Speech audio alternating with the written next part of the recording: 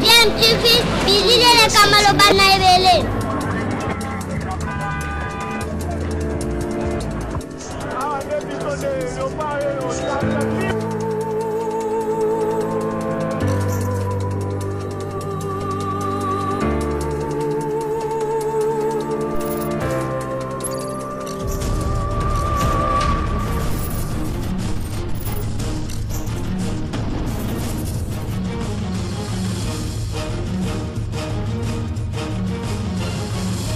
DMTV toujours en avant.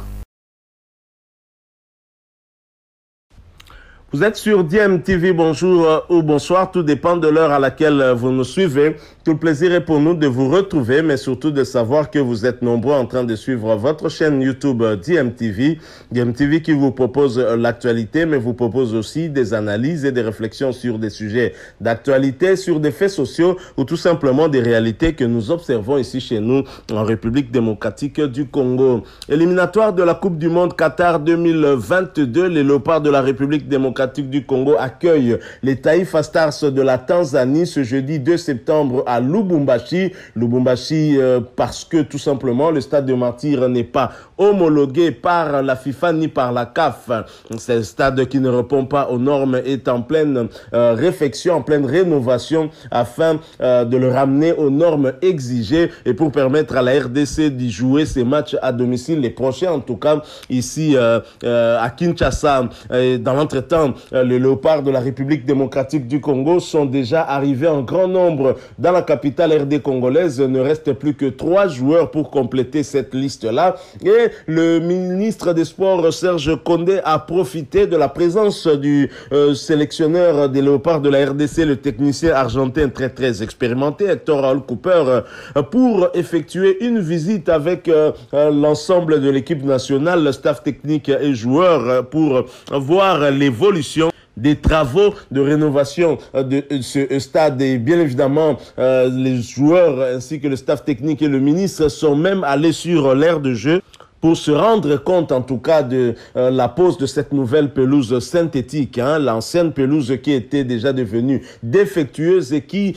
causait même des blessures de nos joueurs. Rappelez-vous de ce qu'avait déclaré le capitaine de Léopard de la République démocratique du Congo, Marcel Tisserand, lors de la conférence d'avant-match RDC et Gambie, et qui se plaignait de problèmes d'infrastructure. C'est une des réponses à donner à ces joueurs justement, et surtout en ce qui concerne l'aire de jeu du stade des Martyrs. Et les joueurs ainsi que les membres du staff technique, en tête Hector Raul Cooper, se sont exprimés en marge justement de cette visite-là, plutôt satisfaits. Je vous propose de les écouter, suivre cet extrait, cet élément qui nous montre en tout cas cette visite des Léopards de la République démocratique du Congo qu'accompagnait le ministre des Sports Serge Condé. Ensuite, nous allons nous retrouver pour pouvoir faire une petite analyse sur leurs propos. Hector Cooper s'est exprimé, il y a Ben Malango qui a parlé également, Samuel Moutoussami entre autres, qui se sont exprimés par rapport à l'évolution de ces travaux, et les joueurs qui souhaitent bien jouer ici à Kinshasa et ont été en tout cas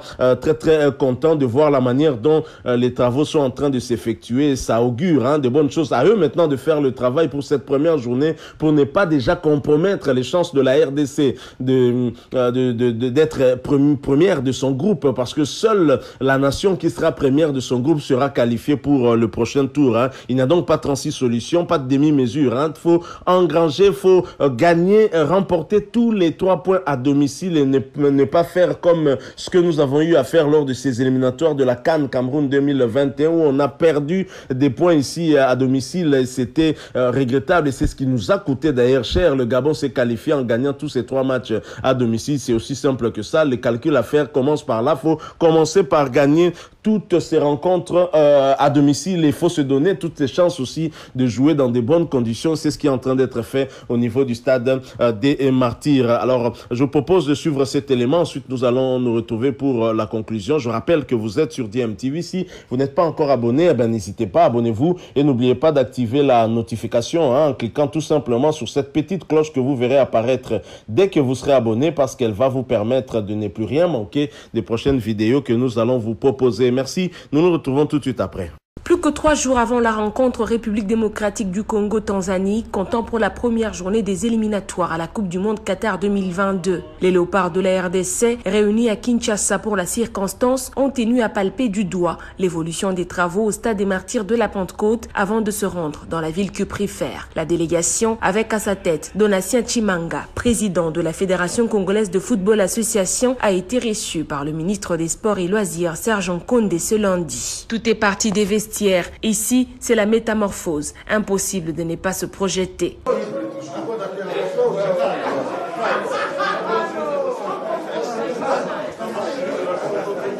Cette visite a eu comme point de chute l'aire de jeu. Le travail évolue à une vitesse qui réjouit Hector Cooper, sélectionneur des Léopards, qui pense déjà au prochain match de la RDC à domicile. Une occasion pour lui de réitérer son engagement d'amener la RDC au Qatar en 2022. No, las impresiones son... Si on a tous les compartiments en bon niveau, ça nous oblige, nos compromete. Ça nous compromet et que les choses aillent bien. Aussi, nous, on a besoin de l'aide de tout le monde, du ministre, de la nation,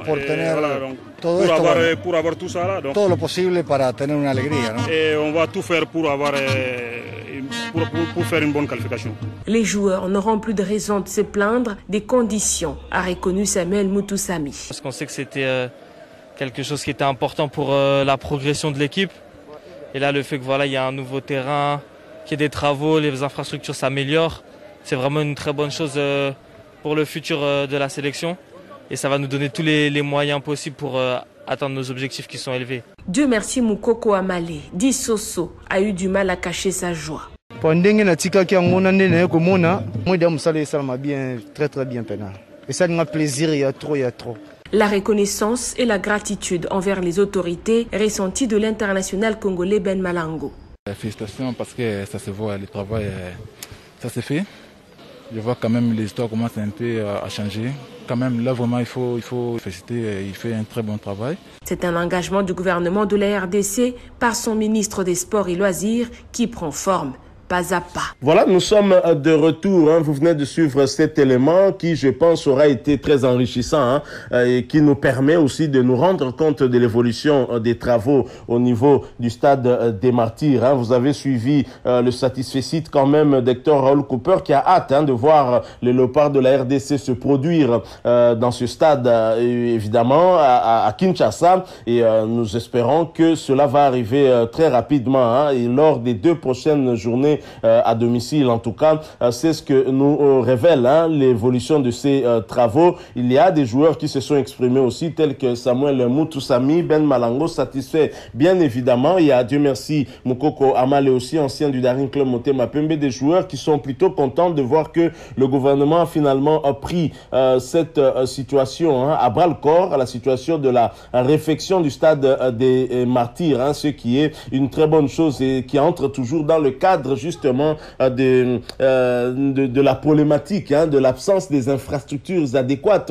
On vient d'être éliminé de l'Afro-Basket au Rwanda. On a vu dans quelles conditions s'est joué cet Afro-Basket. Comment un pays comme le Rwanda peut avoir un terrain de jeu pareil, une salle pareil, et pas la République démocratique du Congo. Il y a vraiment des choses à faire et à redire sur cette problématique des infrastructures ici en République démocratique du Congo. Alors maintenant, j'aimerais vous proposer ces quelques 2-3 minutes d'analyse que certains journalistes ont eu à faire par rapport à cette visite du ministre des Sports Serge Kondé et du staff technique des Léopards de la République démocratique du Congo, accompagné des joueurs qui étaient déjà présents à Kinshasa. Suivez cette petite réflexion, cette petite analyse. Ensuite, nous allons nous retrouver pour la conclusion de ce sujet. Bien sûr, abonnez-vous sur DMTV, activez également la cloche de notification. À tout de suite. Allez, un mot, très rapidement, parce que les gazons synthétiques, finalement, et l'entraînement, je pense que c'est une bonne façon de faire les choses. Il faut que les gens, le public, voient réellement ce qui s'est fait. Pas clôturer, et puis on ne fait rien, on revient, on dit on va fermer 2 ans après. Je pense que là, le travail est en train d'être fait, et c'est à mettre quand même à l'actif des Charles Condé qui est en train de pousser. Évidemment, coup de chapeau au ministre. Voilà, il y a un travail qui est fait, on salue, c'est sur la bonne voie, c'est intéressant. Mais à un certain moment, Jean-Pierre, j'ai comme l'impression que l'on a touché à la fierté du pays. Parce que ce stade de Martyrs, en tout cas, c'est le seul pour l'instant, même s'il n'avait pas été achevé à l'époque, mais c'est quand même la seule fierté que nous puissions avoir en termes d'infrastructures publiques. Et on a touché à la fierté. Je pense que on était descendu un peu très bas. Et qu'aujourd'hui, si cette fierté n'est pas exploitée, c'est qu'à un certain moment, tous ceux qui sont passés à la tête de ce ministère, je me pose la question à un certain moment, le niveau d'effort qu'eux ont fourni, c'est en tout cas la sommation d'efforts de Condé et la sommation de tous ceux qui sont passés à un certain moment. Parce qu'aujourd'hui, si on doit avoir ce stade fermé, je pense que c'est une sorte d'amateurisme et un peu d'aventure, teinté aussi d'aventure, parce que c'est quand même inadmissible que depuis 2013 jusqu'à 2021, on parle de continuité de l'État. C'est qu'à un certain moment, ce dossier devrait être traité avec beaucoup d'intérêt par tous les ministres qui sont passés à la tête du ministère. Un mot, très rapidement, Patrick Lupika. Ouais, je pense que c'est quelque chose de très bien, ce qu'on est en train de réaliser là-bas. Mais aujourd'hui, il faut savoir maintenant protéger ce qui est fait aujourd'hui. Parce qu'on pose cette pelouse, la dernière génération, mais maintenant, ça ne va pas aider si aujourd'hui, on parvenait à rouvrir ce stade et on arrivait à faire toutes les activités là-bas. Parce que, rappelez-vous, il y a des équipes qui commencent les entraînements à 6h du matin, à 8h du matin, à 9h du matin, et puis à partir de 11h, il y a des matchs de l'EPFKIN qui se jouent dans ce stade, et c'est ce rythme pendant pratiquement du 1er janvier au 31 décembre en fait. Et au-delà de ça, ce que aujourd'hui on doit chercher un peu à alléger la tâche. On doit travailler sur le stade de Taraphaël, travailler sur ça. Et en dehors de ça aussi, je suis en train de m'arrêter par là, ce que ça sent mauvais. On peut mettre cette pelouse synthétique, on peut changer les vestiaires, mais quand tu vas au niveau du stade de Martyrs, ça sent mauvais. Il y a des odeurs nauséabondes. Parce que, au-delà de ça, on doit quand même repenser aussi à mettre la peinture. On doit repenser aussi pourquoi on doit les fermer carrément. Parce qu'il y a des panneaux publicitaires, des entreprises de télécommunications. Mais cet argent, ça va où? Dans les poches des gens. Mais quand tu regardes ce qui vient comme facture, c'est au-delà de 5 000 $. Avec ça, on peut arranger facilement. Et avec ces problèmes de pandémie de la Covid-19, ça vient encore entamer les recettes du stade. Donc, ça fait partie des grandes infrastructures. La gestion des stades a droit à ce qu'on appelle la subvention publique destinée à l'entretien, à l'amortissement. Et pour ça, il faut un gestionnaire qui doit rendre compte sur sa gestion. Et pour désengorger... Pas des gestionnaires qui sont dans les postes ministres. Non, pas des politiques, c'est-à-dire des gestionnaires. C'est pas un poste réservé aux politiques. On a vu des arrivistes à la gestion. Malheureusement, vous connaissez... Des gens qui sont dans des politiques, sur base des quotas des partis politiques, on retrouve un type bien parvenu. Vous savez plus que moi. Vous savez plus que moi que Kinshasa aujourd'hui est un manque criant des infrastructures pour faire jouer son championnat, par exemple. Il y a évidemment le stade Tata Raphaël à réhabiliter en priorité. Oui, moi je pense qu'il faut carrément... Non, il faut garder ce stade pour autre chose, pour l'élite. Les trucs qu'ils disent, c'est Guillaume Ilunga, les autres vont... Mais la surface des jeux, c'est pas dans les normes internationales. Disons-nous la vérité, aujourd'hui on parle de fierté, mais Jean-Pierre, j'ai honte de le dire, mais je vais quand même le dire, ça va choquer. C'est une honte pour la République démocratique du Congo de rénover les vestiaires en 2021 pour un pays qui a gagné 2 fois une Coupe d'Afrique des Nations. C'est une honte. Mieux vautable que jamais. Alain Salou, il faut avoir aussi le courage de dire mais c'est déjà quand même un geste à saluer. C'est une honte qu'un ministre des Sports, nous saluons les efforts, c'est bien, mais il faut le dire, c'est une honte qu'un ministre des Sports, plein 21e siècle, qu'il s'asseye dans les vestiaires avec les entraîneurs pour dire on a bien fait. Non, c'est une honte qu'on le dise. Surtout pas les vestiaires. Oui, c'est bien. On salue les efforts de Serge Condé. Lui au moins a osé. C'est pire d'avoir échoué parce qu'on n'a pas osé. Il ose, c'est encourageant, mais qu'ils aillent voir ailleurs.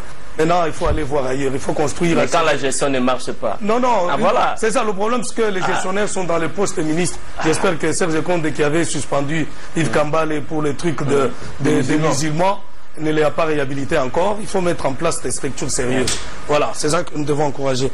Alors, autre chose, la Ligue nationale de football, là aussi c'est un problème. Ils doivent se débrouiller avec les stades. S'il faut aller au centre courant, pauvre, ils doivent aller parce qu'ils doivent laisser le stade des Martyrs. Et ça commence déjà, c'est la semaine de la rentrée, les championnats nationaux de football. Il y a la rentrée, il y en aura. Ah oui, justement, c'est la rentrée déjà. Il y en aura. Avec des équipes qui sont en stage. Avec des équipes au Maroc, au Rwanda. Ah mais on joue avec celles qui sont disposées. Celles qui sont sur place. La DEFCO a refusé, non? La DEFCO. Non, la DEFCO ne gère pas directement le football. Ça c'est. On va parler ici, mais les temps.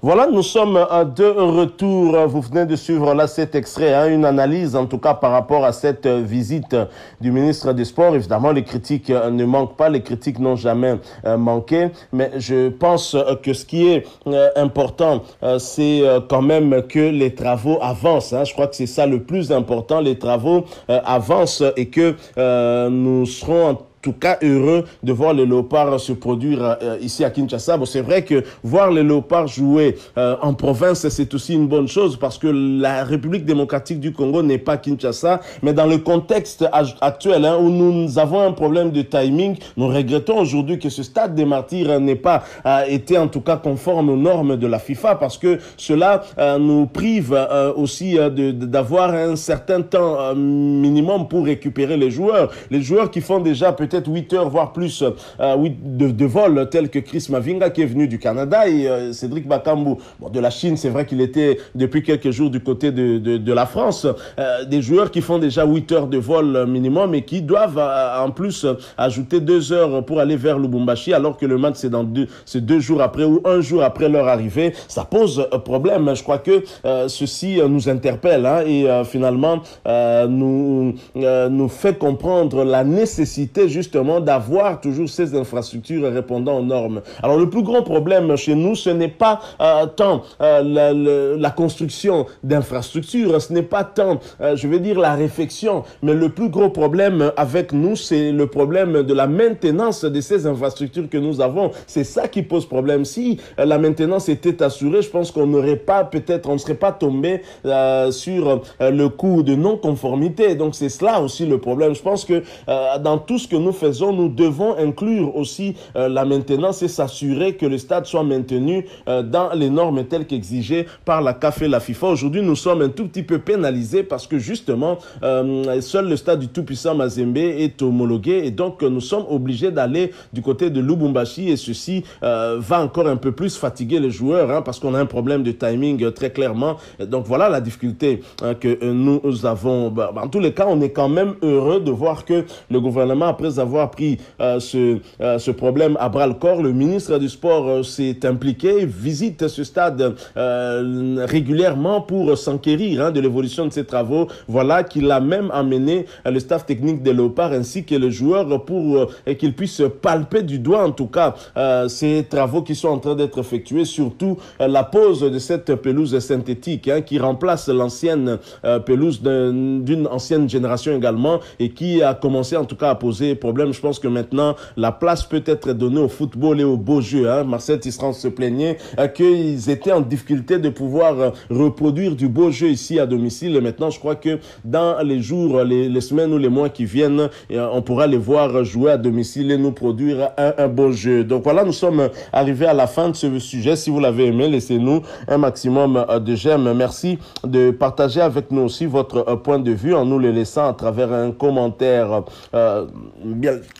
Excusez-nous, et si vous êtes nouveau sur cette chaîne ou ancien, mais que vous ne vous êtes pas encore abonné, n'hésitez pas, abonnez-vous et n'oubliez pas d'activer la notification en cliquant tout simplement sur cette petite cloche que vous verrez apparaître dès que vous serez abonné, parce qu'elle va vous permettre de ne plus rien manquer des prochaines vidéos que nous allons vous proposer.